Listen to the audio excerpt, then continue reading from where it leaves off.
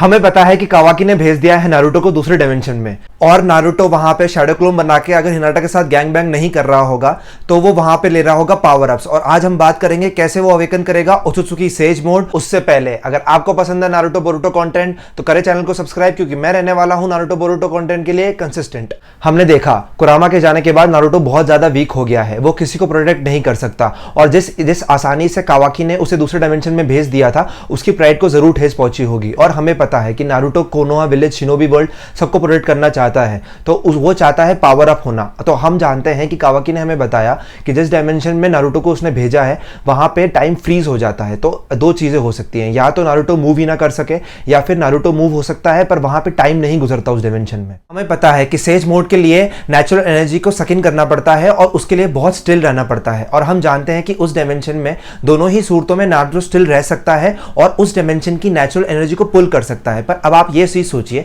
कि अगर वो डायमेंशन शिनजुत्सु एनर्जी से बना हो, तो जब वो उस डायमेंशन की नेचुरल एनर्जी को पुल करेगा और उसके पास बहुत टाइम होगा ये चीज सीखने का, तो वो उस शिनजुत्सु एनर्जी को अपनी नेचुरल एनर्जी से कंबाइन करेगा और वो बना लेगा ओत्सुत्सुकी सेज मोड। जब वो ओत्सुत्सुकी सेज मोड अवेकन करेगा तो वो ऑन पार होगा बहुत सारे ओत्सुत्सुकी से। और हम जानते हैं कि कुरामा के जाने के बाद नारुतो के पास एक बहुत बड़ा चाक्रा होल है जिसके अंदर वो ये सारी शिनजुत्सु एनर्जी और नेचुरल एनर्जी को स्टोर कर सकता है। इसका मतलब ये है कि वो एक ऐसा सेज मोड बना लेगा जो कभी भी रन आउट नहीं होगा। तो वो सोचिए कितनी ज्यादा ब्रोकन एबिलिटी होगी। अब हम बात करते हैं नारुतो के दूसरे पावर अप की। हमें पता है जो कावाकी और बोरुतो की फाइट हमें दिखाई जा रही है वो फाइनल नहीं है, और कावाकी भी बोरुतो को मारना नहीं चाहता, तभी वो उसे कहता है कि मैं तुम्हें वहां भेज दूंगा जहां मैंने नारुतो को भेजा है। अब चीज ध्यान दीजिए, जो लास्ट में जो लड़ाई होने वाली है मोस्ट प्रोबेबली शिबाई से, जो लास्ट विलन होगा बोरुतो का, उसमें नारुतो भी साथ देगा बोरुतो का। और नारुतो के पास सिर्फ सेज मोड नहीं, नारुतो अवेकन करेगा दूसरी पावर। वो मैं बताता हूं आपको कैसे। आपको पता है कि एक एक्स्ट्रा टेंटेल्स है कारा डायमेंशन में जो कि इशिकी और कागुया लेके आए थे। वो अभी टेंटेल्स जुवेनाइल है पर वो धीरे धीरे बड़ा होगा।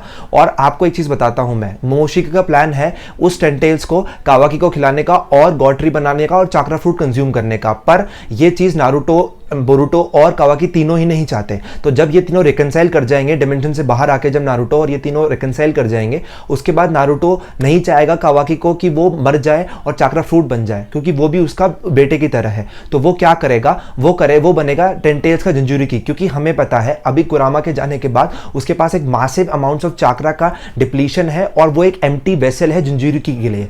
तो वो बन सकता है टेंटेल्स जिंजुरिकी और टेंटेल्स को कर सकता है कंज्यूम। नारुतो इस टाइम बन जाएगा एक ओत्सुत्सुकी और उसके पास एक्सेस आ जाएगा केकेमोरा का, जैसे ट्रूथ सीकर ऑब्स और द स्वॉर्ड ऑफ निंचुकू। अब आप ये बोलेंगे कि नारुतो के पास ट्रूथ सीकर ऑब्स और ये सारी पावर्स पहले से ही थी। ऐसा नहीं है, उसके पास ये पावर नहीं थी, उसे ये पावर दी गई थी हगरोमो ने, सेज ऑफ सिक्स पाथ्स ने। क्योंकि ये जो पावर है ट्रूथ सीकर ऑब्स की, केकेमोरा की, ये पावर सिर्फ कागुया के डिसेंडेंट्स और टेंटेल जिंजुरिकीज के लिए ही होती है। ये पावर फोर्थ निंजा वॉर में हगरोमो ने दी थी कि वो कागुया को सील कर सके। इसलिए वो जब पावर खत्म हो गई एक टाइम बाद और उसकी सबसे बड़ी पावर होने वाली है, वो अवेकन करेगा रेनेगन। पर हमें पता है कि हर टेंटेल्स जिंजुरिकी रेनेगन अवेकन नहीं कर सकता, जैसे कि ओबिटो, उसने अपनी शारिंगन में रेनेगन अवेकन नहीं करी थी टेंटेल्स जिंजुरिकी बनने के बाद भी, पर मदारा ने की थी। क्योंकि मदारा ने इसलिए की थी कि रेनेगन का जो टाइप है वो है हागरोमो के साथ, क्योंकि मदारा के पास इंदिरा का चाक्रा पहले से ही था और उसने हाशिरामा का चाक्रा अब्सॉर्ब कर लिया था जो कि अशुरा का रिकार्नेशन है। तो उन दोनों का चाक्रा मिला के उसने रेनेगन अवेकन कर ली थी। तो नारुतो के पास बहुत सिंपल चीज़ है। मैंने जैसे पिछले वीडियो में बताया था कि सास्के कैसे रेनेगन अवेकन करेगा, आप देख सकते हैं, वो मेरे कमेंट सेक्शन में है। और मैं आपको बताता हूँ कि अब नारुतो कैसे करेगा। नारुतो को सिंपल कुछ नहीं करना है, नारुतो को एक ब्लड वाइल चाहिए सास्के के ब्लड की, क्योंकि सास्के है अब असुरा का रीइंकार्नेशन। तो अगर वो सास्के का एक ब्लड वाइल ले लेता है तो वो भी रेनेगन अवेकन कर सकता है। तो उसके पास वो बन सकता है सेज ऑफ सिक्स पाथ्स, उसके पास सारी पावर आ जाएगी जो हगरुमो के पास है। अब मैं आपको बताता हूं कि नारुतो के साथ आगे क्या हो सकता है जब वो सेज ऑफ सिक्स पाथ्स बन जाएगा। हमें पता है कि हागरुमो सेज ऑफ सिक्स पाथ्स था और उसका चाक्रा गोस्ट पूरे टाइम अर्थ को वॉच करता रहा जब तक कि उसे पता था कि कागुया पूरी तरह से सील ना हो जाए। पर उसे पता था कि ओत्सुत्सुकीज के बारे में उसे पता है, पर उसे सिर्फ इतना पता है कि कागुया ओत्सुत्सुकी है।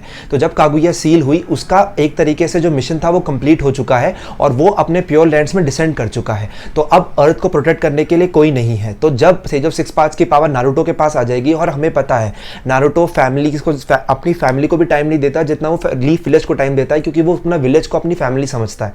तो आपको पता है जब वो शिनोबी वर्ल्ड को अपनी फैमिली समझेगा तो वो अर्थ को प्रोटेक्ट करने के लिए किसी भी चीज को सैक्रिफाइस कर देगा। तो वो बन जाएगा बाद में हागरुमो की तरह, और वो करेगा वॉच अर्थ को एक चाकरा घोस्ट बन के।